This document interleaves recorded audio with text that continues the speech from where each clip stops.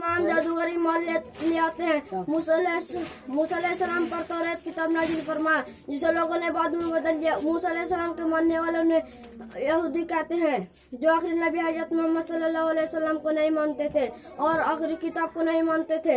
अब मैं आप लोगों को ईसा अलैहिस्सलाम का किस्सा बताता हूँ। ईसा अलैहिस्सलाम को अल्लाह ताला ने मोहम्मद सल्लल्लाहु अलैहि वसल्लम से पहले नबी और रसूल बनाकर भेजा। ईसा अलैहिस्सलाम और मोहम्मद सल्लल्लाहु अलैहि वसल्लम के दरमियान कोई नबी और रसूल नहीं आए।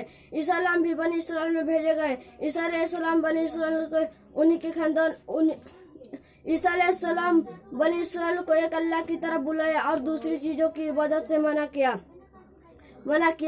ईसा अलैहिस्सलाम को अल्लाह ताला ने ईसा अलैहिस्सलाम के मौजज़ा के तौर पर ईसा अलैहिस्सलाम को अल्लाह ताला ने मौजज़ा के तौर पर बगैर बाप के पैदा किया। उनकी माँ का नाम मरियम था। ईसा अलैहिस्सलाम बचपन ही में बात करते थे और अंधों को कोढ़ को और दूसरी बीमारियों को अल्लाह के हुक्म से सही कर देते थे और मुर्दों को बोलते तू अल्लाह के हुक्म से उठ जा तो मुर्दा जिंदा होकर उठ जाता था।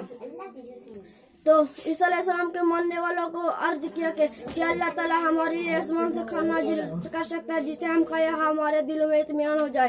तो ईसा अलैहिस्सलाम ने अल्लाह से दुआ की, अल्लाह हमारे लिए आसमान से खाना नाजिल फरमा जो हमारे लिए खुशी की बात हो और तेरी तरफ से निशानियां हो जाए। तो अल्लाह ताला ने आसमान से खाना नाजिल फरमाया। सूरह आल इमरान आयत नंबर 112 से 115 में ईसा अलैहिस्सलाम पर इंजील किताब नाजिल फरमाया जिसे लोगों ने बाद में बदल दिया।